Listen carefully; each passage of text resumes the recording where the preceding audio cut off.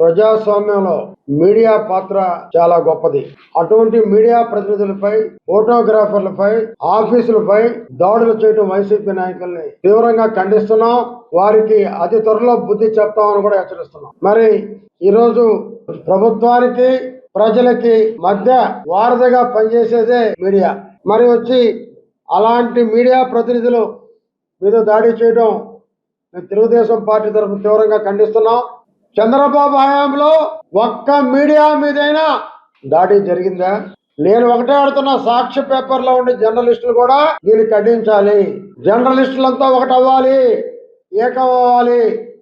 ఒక్క జర్నలిస్టు మీద దాడి జరిగితే అన్ని పేపర్లు ఒకటైతే, వైసీపీ అధికారంలోకి వచ్చిన తర్వాత అందరి మీద దాడులు, తెలుగుదేశం కార్యకర్తల మీద దాడులు, అదే పవన్ కళ్యాణ్ కార్యకర్తల మీద దాడులు, బీజేపీ కార్యకర్తల మీద దాడులు, చివరికి ప్రజాస్వామ్యాన్ని రక్షించే జర్నలిస్టుల మీద కూడా దాడులు చేస్తున్నారంటే ఇంతకన్నా సిగ్గుచేటైన విషయం ఏముందని అడుగుతా ఉన్నాం. మేము చెప్పేది ఒకటే,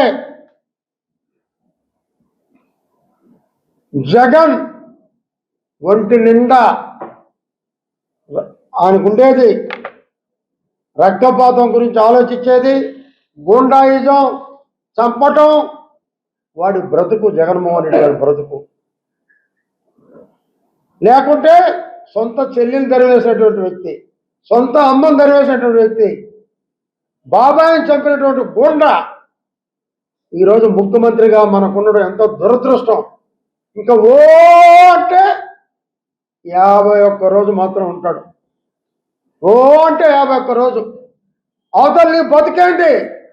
నీ బతుకే జైలు బతుకు. ఇంకా జైలు నుంచి బయటకు వచ్చే ప్రశ్నే లేదు. నువ్వు జర్నలిస్టుల మీద, ఆంధ్రజ్యోతి మీద, ఒక ఈనాడు కార్యాలయం మీద నువ్వు దాడి చేసినంత మాత్రాన నీకు ఓట్లు రావు, నీకు ఓట్లు పడతాయి అనుకుంటే అది నీ భ్రమ. నీకు ఒకటే చెప్తున్నావు, పుట్టి ముఖ్యమంత్రి, గూండా ముఖ్యమంత్రి, చేతగాని ముఖ్యమంత్రి, యదవ ముఖ్యమంత్రి. నీకు వచ్చేది సింగిల్ డిజిట్ 10 సీట్ల లోపల మాత్రమే.